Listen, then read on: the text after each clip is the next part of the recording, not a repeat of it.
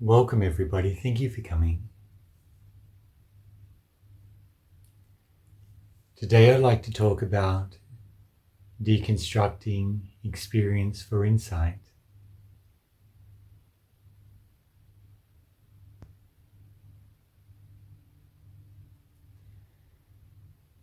The Buddha recommended that we should deconstruct experience for insight based in 4 different areas: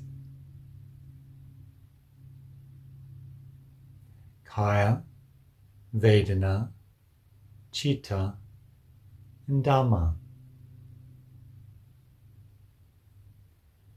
Kaya is the experience of your body. If you bring your awareness to your body right now, you can start to tune into how you experience it. And this experience becomes more clear to us when we relax, when we let go. Letting go of effort within our body and within our mind.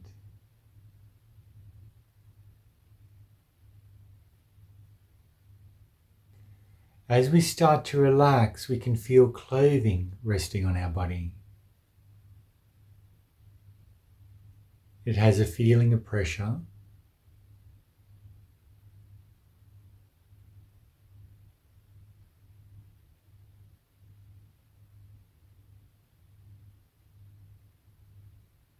You can feel the touch of air on our skin.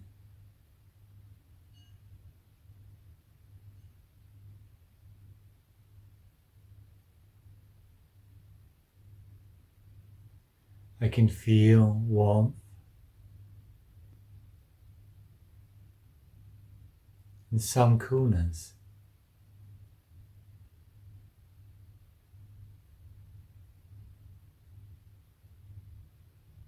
And as I relax, I start to notice that warmth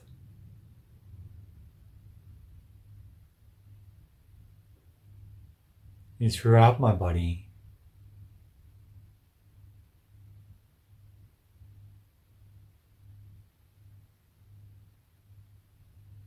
In some parts of my body, around my legs, my feet, feel cool.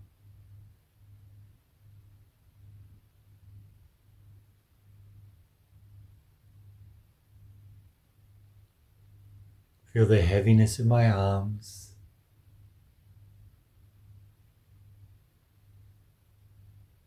The pressure of them resting on my legs.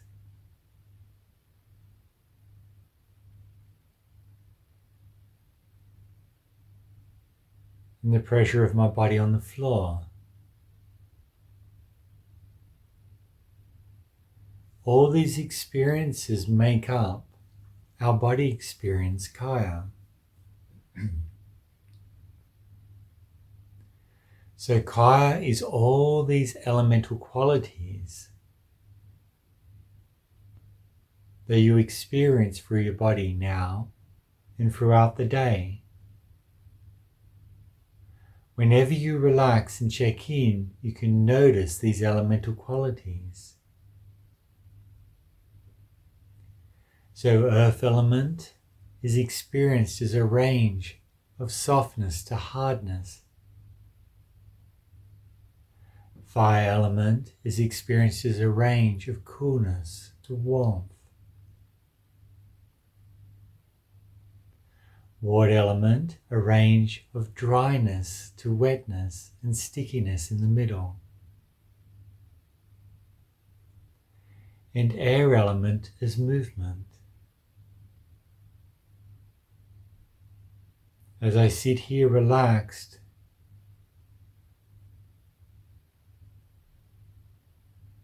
I can feel a movement in my body, an expansion, a contraction. That's what we refer to as breathing. So the first area to learn to be able to separate your experience up into is Kaya. And Kaya relates to the elemental qualities of your body. Not whether you think your body is tall or short, fat or thin. Not whether it's healthy, unhealthy,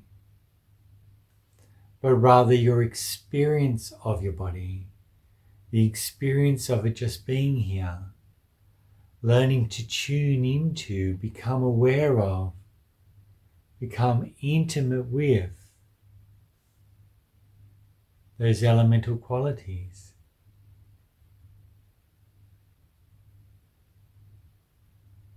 And as we've mentioned in earlier talks, these elemental qualities of our body, when tuned into, have a very special characteristic. They can only be experienced here, now. We can't experience our body in the past. We can't experience our body in the future. This experience is only available when we check in now. This is why in MIDL we refer to bringing awareness into this elemental quality of our body as being grounded. This grounding point creates a reference point for the development of insight. So Kaya, the experience of your body, all those elemental qualities of your body.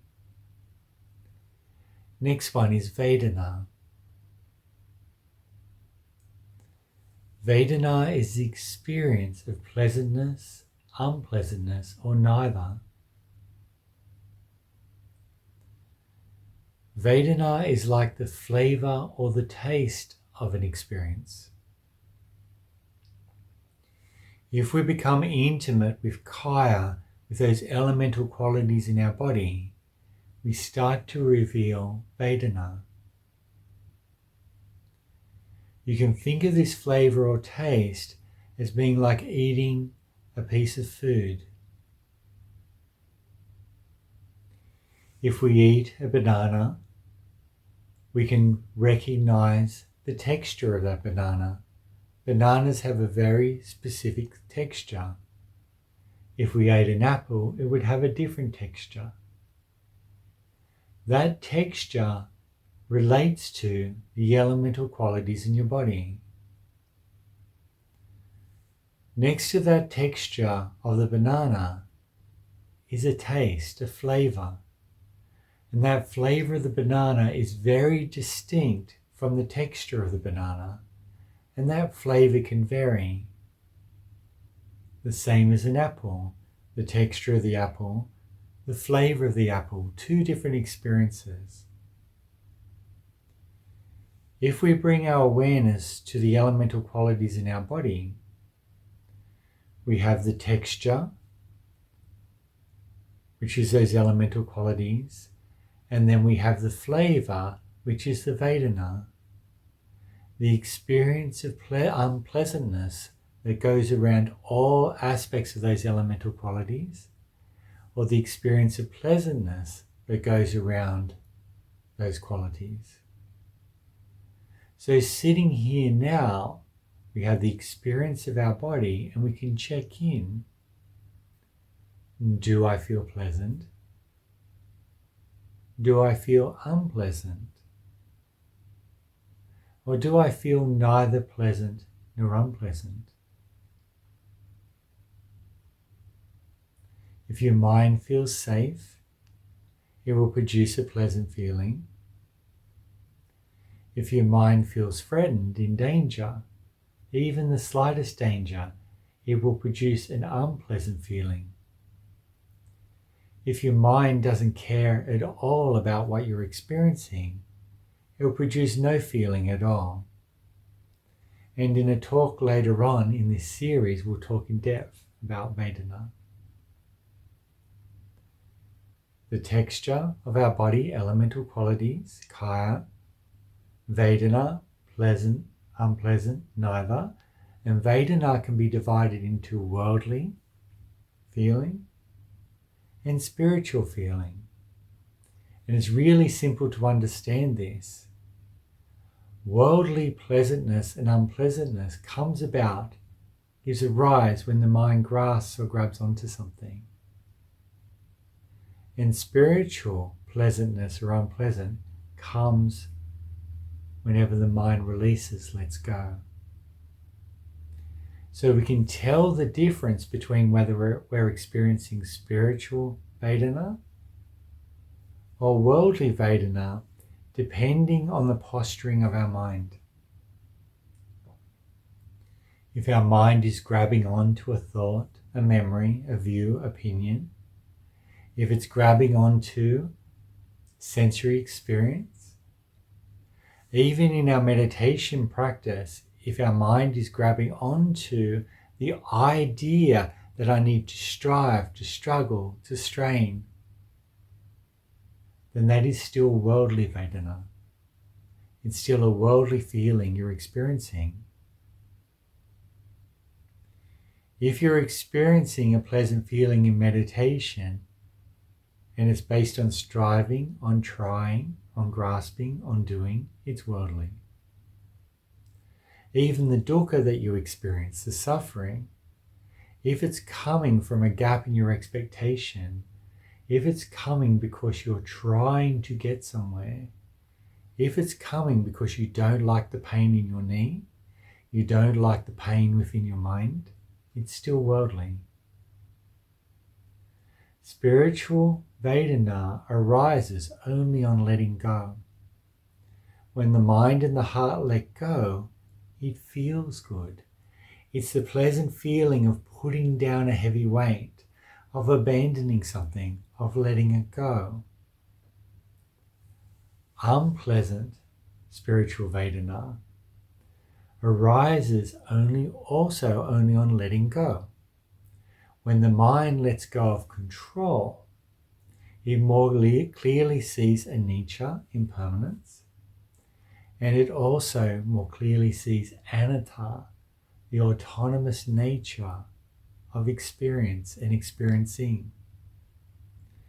And when the mind experiences anicca, not only as impermanence, but as unreliability, and experiences the anatta, autonomous nature of heart and mind, then the mind produces unpleasant feeling, to say danger, because it doesn't like to be out of control, because it starts to be scared of being out of control, like it feels like it's falling down a big slide, and it can't control the momentum of the fall.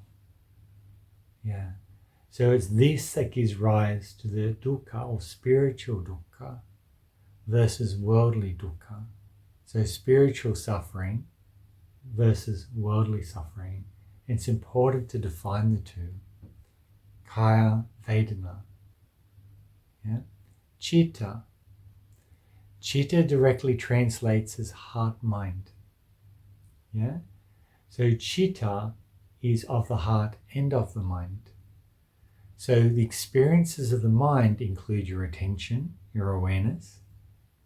It includes your perceptions, likes, dislikes, views, opinions. It also includes attraction, aversion. It also includes indifference and delusion. Actually, delusions of the heart, I think. It also includes all thinking, fantasizing, worrying, all these sort of things that go on within the intellectual part of the mind. Heart, mind, of the heart. Heart is a response in the body that reflects the state of mind present. If there's attraction present within your mind, then your body will respond to that by producing or changing the elemental qualities in your body to reflect that attraction. If there's aversion within your mind, then your mind will rearrange the elemental qualities in your body to reflect the nature of that aversion, and so on. So with aversion, you might have a reflection in your body of anger. of frustration. Yeah? You might have a reflection of jealousy within your body. With attraction, you might have the reflection of loneliness, of longing, of wanting, of desire in your body. Your mind has desire, that attraction in mind towards someone or something, and your body will respond to reflect that. That response is not kaya, yeah? It's chitta.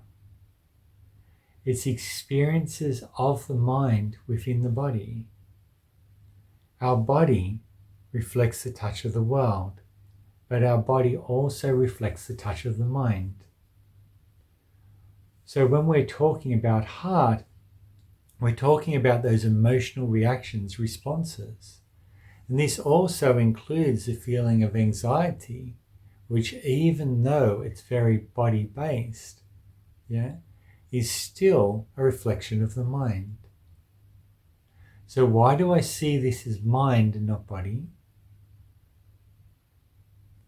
I see this as mind and not body because mind experiences cannot be experienced by anyone else around us.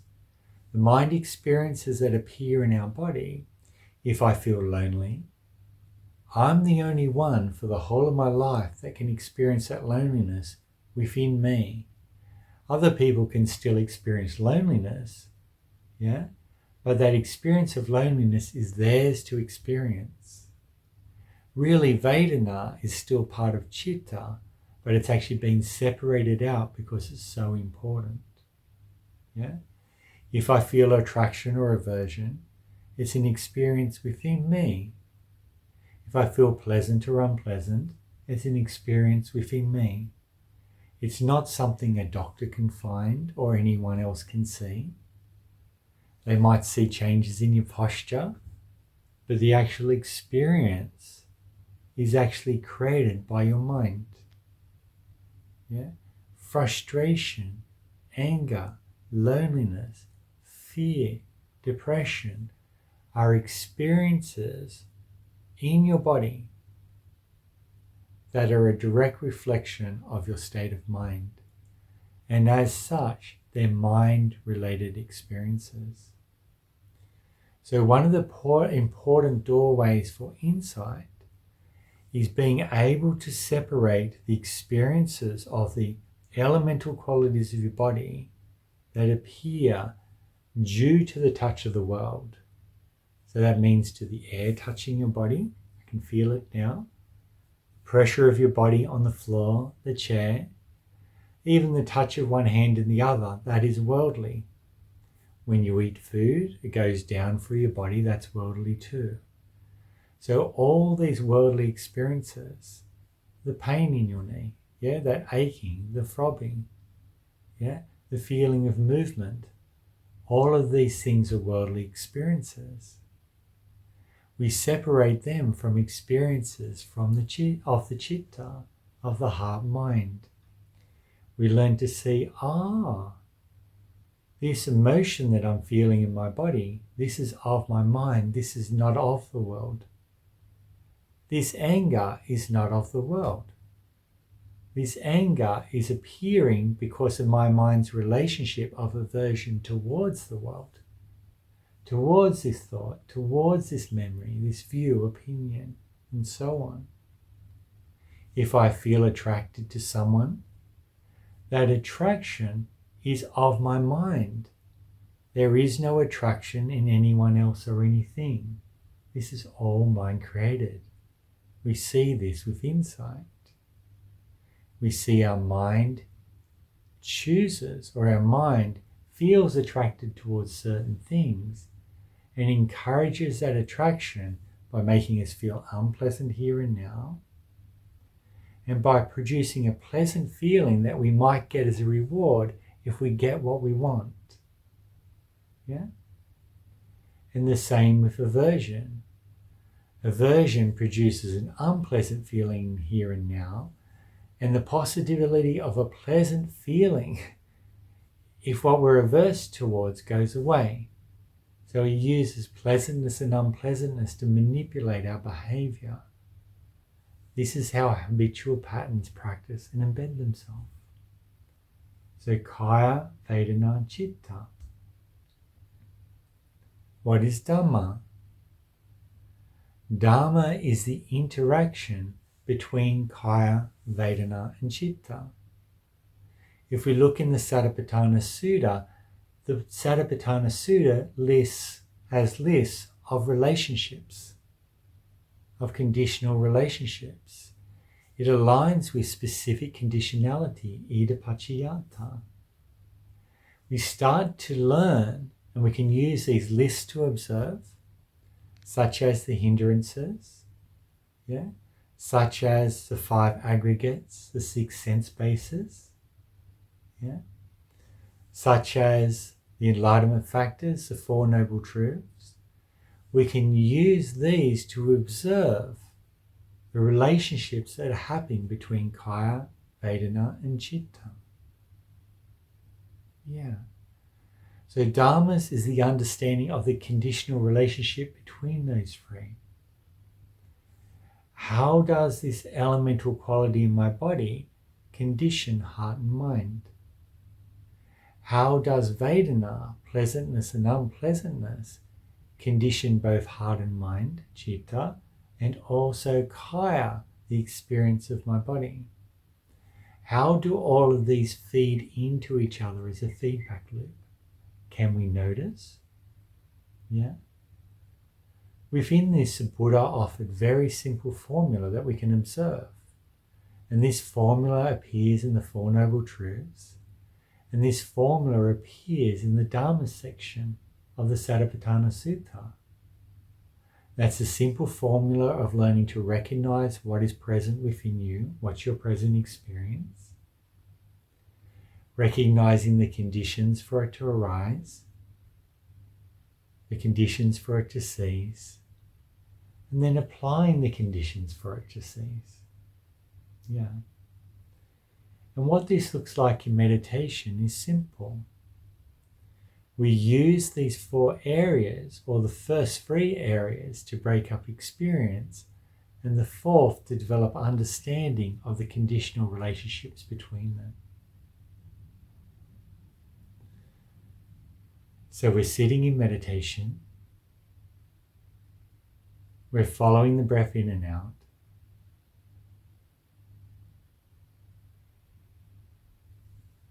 and then we observe.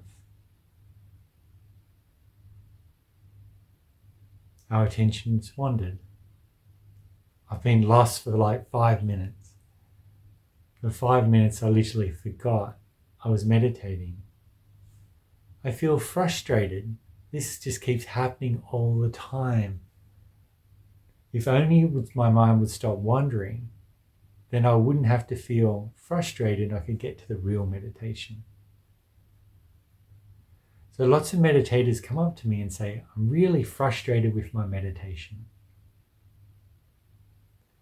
And I hear that, and straight away I wonder and I ask, well, how do you experience frustration in your body? Where do you feel it?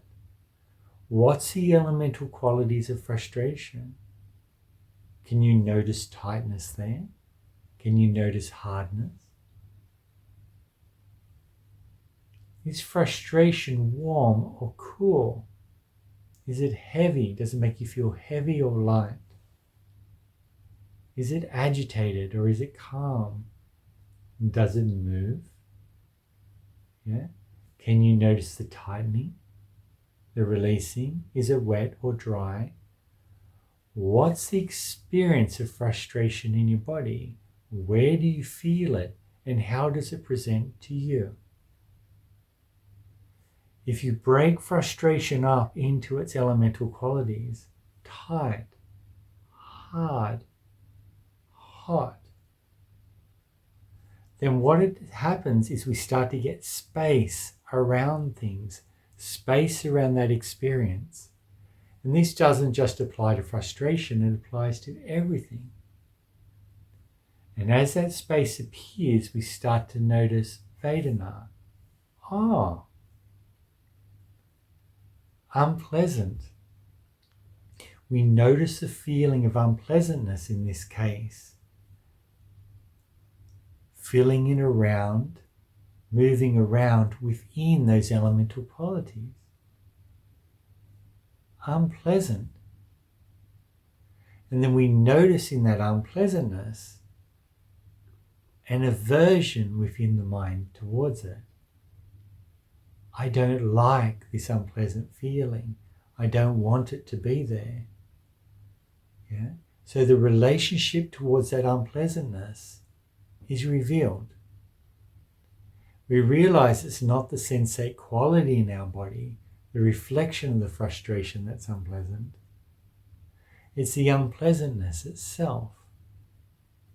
This reveals aversion within our mind.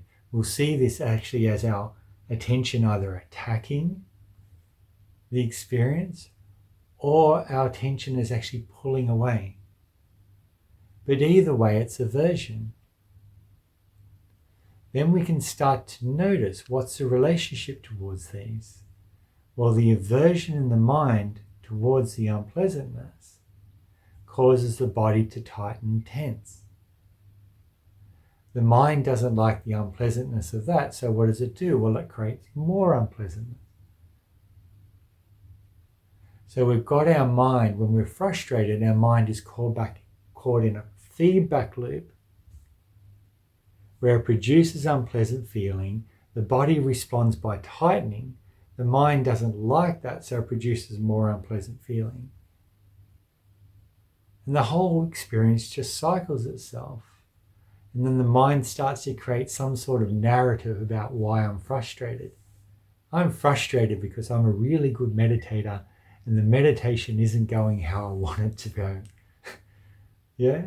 Mind will come up with some story about why you should be frustrated. But if you make frustration your object of meditation, if you break it down into its parts, if you see it in terms of these four Satipatthanas, Kaya, Vedana, Citta and Dhamma, suddenly there is not only no frustration because its identity collapses, but also you're back in the meditation. There's nothing to work out. There's nothing to solve. You're already here now. Yeah. So this understanding of breaking up experiences can be applied to anything.